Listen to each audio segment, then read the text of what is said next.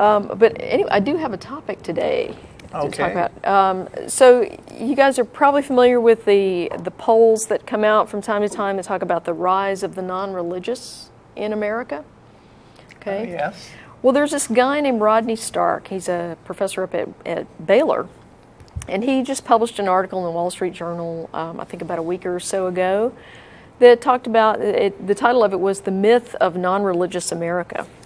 And in it, he kind of quotes some of the polls that have come out in recent years, like the 1990 poll that showed that 8% of Americans identified as having no religion, or they listed none as their religious affiliation. By 2007, that number was up to 15%, and in the 2012 poll, it was 20%. And he says, no, that doesn't mean all these people are non-religious. There's all kinds of things. Some of these people pray. And he goes on to talk about saying that you have no religion is not the same as disbelieving in God. Right. We certainly wouldn't say all those people are atheists, because I Correct. know that still less than 2% of people identify that way. Yeah, and he Last I heard. said that many people who say they have no religion are just saying that they don't have any official religious affiliation.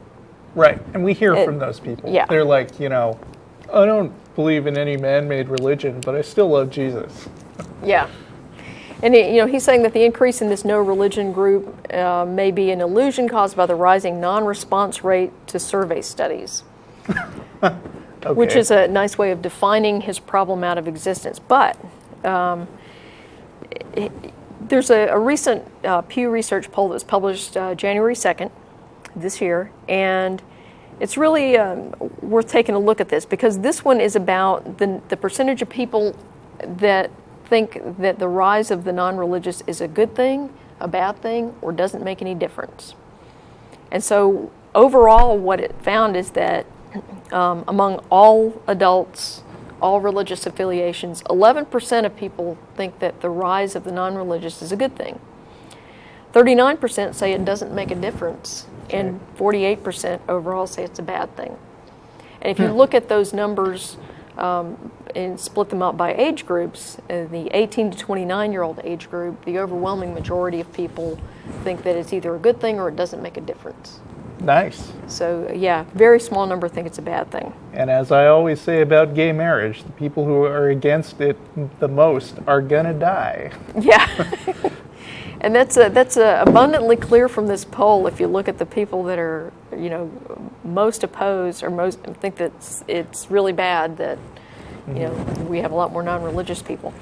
I think that 11% is very interesting, because I don't think there's a lot of people who are actually believers in some kind of deity who actually think that it's a good thing to be non-religious.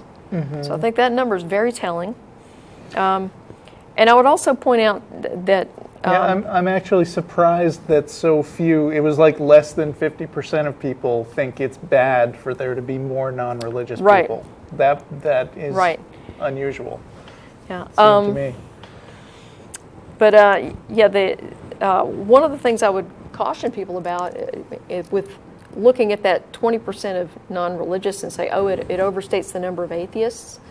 The rest of the people that identify with some kind of religious belief, that might be overstating the number of theists out there as well. Because, for example, you're Jewish, culturally, anyway. Right, yes, technically. So, how many Jews do you know that if asked, they would say, yeah, I'm Jewish, but in reality, they don't believe... Most of them who were raised Jewish, Jews have a very high rate of becoming atheists, and most of them would still say they're Jews. Right. And, a lot of that is a cultural identification. Right. But the question for me is, how was it worded? Exactly. Because... And you can skew the results of your polls one way or another just by how you construct the poll. Mm-hmm. And so I was having this discussion earlier today with Tracy and Schilling, actually, and we were talking about how would you word the question if you wanted to get more accurate answers about who really was a non-believer and who wasn't. And so we actually came up with some wording that would, it would still, have some problems with bias and stuff like that, but you could actually do a better job of separating this out rather than just asking someone, do you have a religious affiliation? And they say no, and you assume they're an atheist or not. One thing you could do is ask people, word it such that the following statement best represents my beliefs, and say, it's true that a God exists, or it's true that a God does not exist, or none of the above. And so if someone says it's true that a God exists and that best represents their beliefs, they're a theist. Anybody else is an atheist, whether they accept that label or not. Yeah, of course, then you'd wind up with people being labeled atheists like, for instance, Neil deGrasse Tyson very emphatically said, I don't want to be identified as an atheist. Yeah. And that's the thing, that wording the question that way allows people to avoid the use of the term atheist if they don't want to.